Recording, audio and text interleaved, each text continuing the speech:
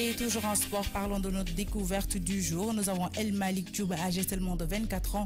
Le jeune homme est ceinture noire première dan de karaté et ceinture noire première dan de jiu-jitsu self-défense. Pour plus le découvrir, écoutons son extrait.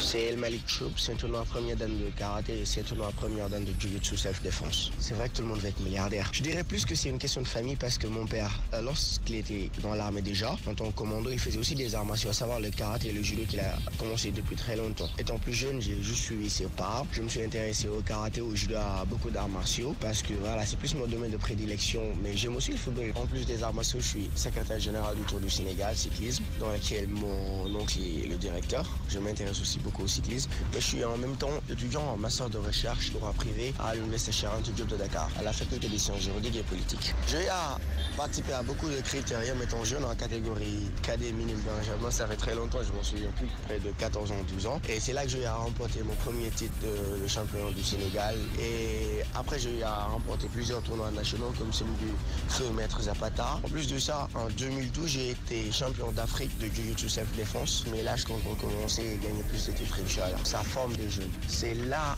réellement l'impact que les arts martiaux ont sur la société sénégalaise parce que c'est une éducation, c'est une forme d'éducation qui est particulière, qui apprend l'humilité, la sincérité, l'honnêteté à tout un chacun.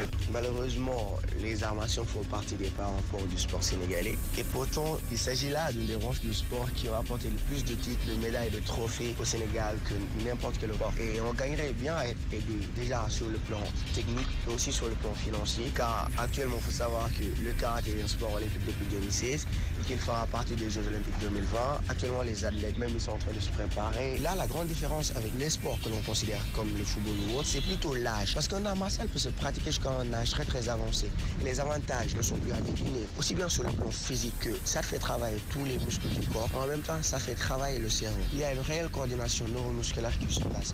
Donc, déjà, sur le plan spirituel, ça aide aussi. Là, on est plus posé, plus calme et plus serein. Et j'exhorterais bien les gars à vouloir vraiment jeter un regard sur les arts martiaux. Déjà que le coup de pouce n'est pas assez conséquent, on se débrouille.